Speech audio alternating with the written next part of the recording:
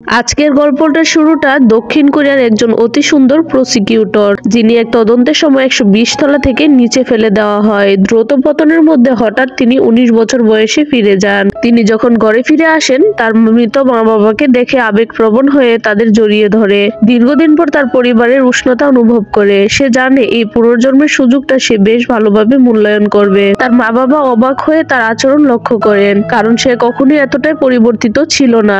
আগে যে ছিল এক পাগলাটি যুবক, কিন্তু কেন এই ধরনের আচরণ করছে তা বুঝতে পারছিল না। আর এই সব কিছু ঘটেছিল কয়েকদিন আগে, যখন তাকে এক মামলায় দেখা গিয়েছিল। যখন তাকে এক মারামারিতে দেখা গিয়েছিল। সে ছিল একজন সুন্দরী দক্ষ প্রসিকিউটর, যার চেহারা ক্ষমতা ছিল অনন্য। তার জন্য কোনো ছোটখাটো অপরাধীও ভয়ঙ্কর কিছু ছিল না, আর সে সবার সামনে সাহসিকতার সাথে দাঁড়িয়ে থাকতো। একদিন সে একটি অপরাধী গ্যাংকে ধরতে গিয়ে একেবারে শক্তিশালী লড়াইয়ে জড়িয়ে পড়েছিল, কিন্তু তার হাতে একে একে পরাস্ত হয়েছিল। তার এই দক্ষতা শৈশবের খারাপ অভিজ্ঞতা থেকে এসেছে, কারণ তাকে স্কুল জীবনে প্রায় অত্যাচারিত হতে হয়েছিল। কিন্তু সে তার শারীরিক ক্ষমতা বাড়ানোর কঠোর পরিশ্রম করেছে। এমন একজন প্রসিকিউটর যিনি কখনো অন্যায়ের কাছে মাথা নত করেন না। যখনই তিনি কোনো দুর্নীতির বিরুদ্ধে লড়াই করতেন, তখনই বিপদে পড়তেন।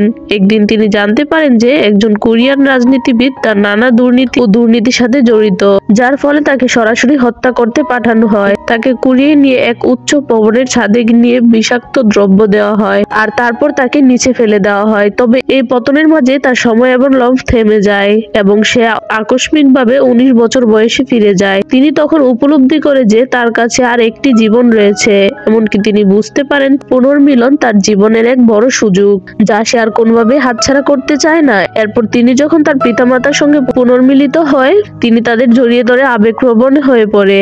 এই সুখের মুহূর্তে তিনি বুঝতে পারেন যে তিনি সত্যি তাদের সঙ্গে সময় কাটাতে চান। তারপর তিনি পুনরায় পড়াশোনা শুরু করেন, যাতে তিনি ভবিষ্যতে আরো বড় কিছু হতে পারে। তার ক্লাসমেট কিম হানবি তার পরিশ্রম দেখে বিস্মিত হয়ে যায়। এই পুরো পরিস্থিতি বদলে যায়, এবং 18ই মে এসে তার ভিতরে এক অস্বস্তি তৈরি হয়, কারণ এই দিনটি তার বাবা মায়ের দুর্ঘটনার দিন। সেদিন তিনি তার বাবা মাকে বাধ্য করেন যে তারা একদিন বিশ্রাম নিতে, কিন্তু তার মা অটুট থাকেন এবং কোনোভাবেই রাজি হন না। তারপর তিনি সন্ধ্যায় তাদের কাছে ফিরে যান এবং তাদের রক্ষা করার চেষ্টা করেন। তবে একসময় এক গাড়ি এসে তাদের কাছ থেকে খুব কাছাকাছি চলে আসে এবং এক ভয়ঙ্কর দুর্ঘটনা ঘটে। তবে পরিস্থিতি উত্তেজনাপূর্ণ হতে থাকে। এর পরের পার্টে আমরা দেখবো এই প্রসিকিউটরের সাথে আর কি কি হলো। কিন্তু তার আগে যদি ভিডিওটি ভালো লাগে, ভিডিওতে একটি লাইক করে চ্যানেলটি সাবস্ক্রাইব করে দিন।